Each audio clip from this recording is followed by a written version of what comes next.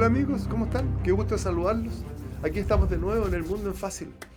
Y hay un tema que lo levantó Venezuela en el plano de la crisis y que los estudiantes me preguntaron en algún instante de qué se trataba. Me pareció interesante conversarlo aquí muy rápidamente porque se está creando una nueva área de tensión en América Latina y ese es el caso de Esequibo, en la frontera de Venezuela con Guyana. Y como buen problema fronterizo tiene más de una versión. Existe una idea muy antigua en la política que sugiere que los gobiernos pueden utilizar o pueden levantar crisis internacionales para desviar la atención de problemas internos o incluso para fortalecer posiciones dentro del Estado. Esta idea no es mía ni es nueva, está muy revisada en estudios de relaciones internacionales y en estudios de derecho internacional. Hay un elemento que lo hace común en varias de las crisis. Se plantea que la crisis de la guerra de Malvinas tiene que ver mucho también con esta idea de solucionar los problemas internos. Pero vámonos al caso que nos convoca, el caso de Esequibo. Esta vez, el presidente Nicolás Maduro llamó a elecciones en un territorio reconocido internacionalmente como parte de Guyana, lo que ha generado más de una tensión ahí en la región. Revisaremos algunos datos que confirman que Esequibo es de Guyana, pero siguiendo la línea de levantar una crisis internacional para solucionar problemas internos.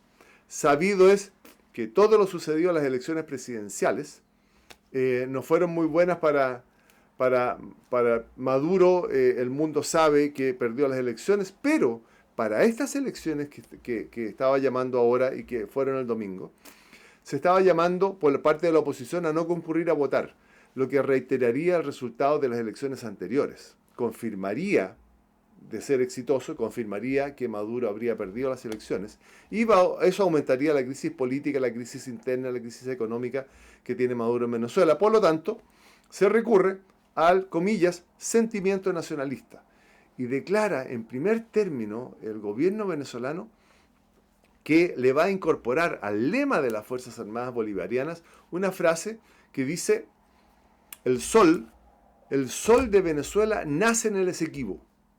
El sol de Venezuela nace en el Esequibo, es decir, la integra a su territorio de manera simbólica. Declara al Esequibo como el estado 24 de Venezuela, con el nombre de Guayana Esequiba, algo así como lo que está buscando hacer el presidente Trump con Canadá. Y lo reafirma con el discurso que Venezuela recuperará un territorio del cual fue despojada, es decir, se lo quitaron con malas artes, fue despojada por el Imperio Británico.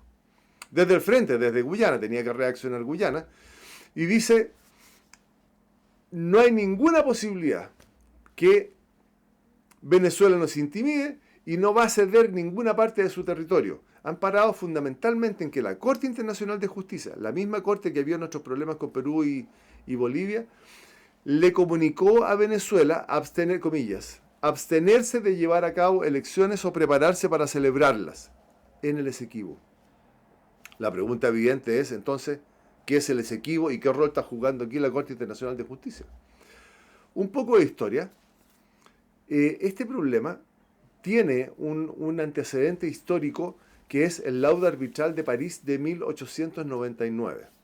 Una decisión emitida por un tribunal arbitral internacional que resolvió que la disputa territorial entre Venezuela y la entonces Guayana Británica, hoy día Guyana, determina que ese territorio va a ser reconocido como Guayana Esequiba y quedaba bajo la soberanía británica.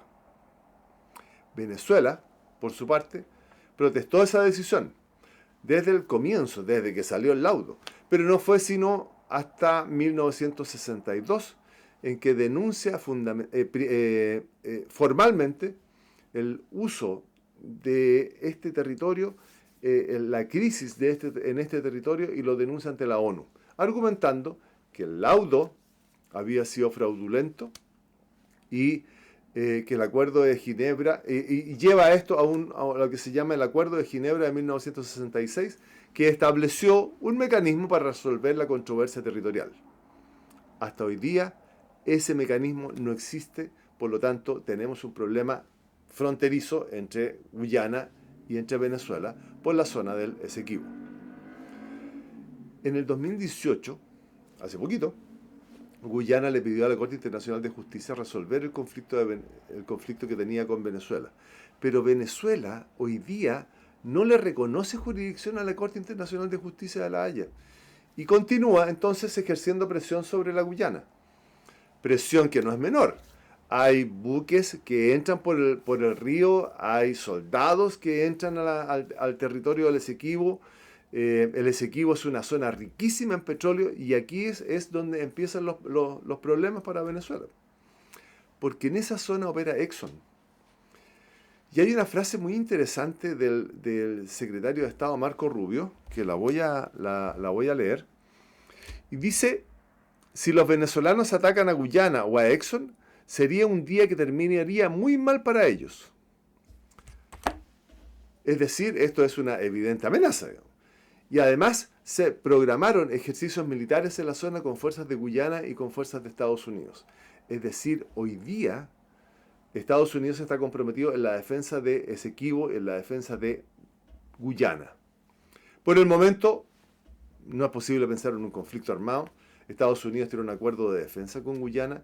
Los británicos también han declarado que protegerían a su antigua colonia. Y Venezuela no tiene la capacidad de desplegar su ejército, sus efectivos militares por un conflicto armado.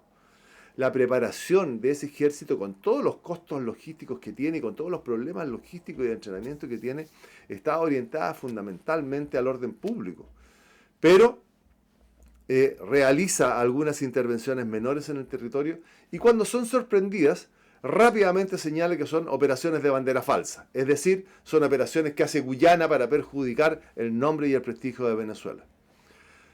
Así que amigos, por ahora, solo estamos frente a una operación de crisis orientada a reforzar el sentimiento nacionalista de los venezolanos a partir de una reclamación territorial que está depositada en la Corte Internacional de Justicia y como antecedente tiene un fallo arbitral que determina que ese territorio pertenece a Guyana. No está fácil el problema. Entonces, como lo ven, siempre habrá algo de qué preocuparse, siempre tendremos algo que mirar y vamos a seguir estudiando el mundo para reunirnos nuevamente la próxima semana y tratarlo aquí en El Mundo es Fácil. Un gusto estar con ustedes. Nos vemos la próxima semana.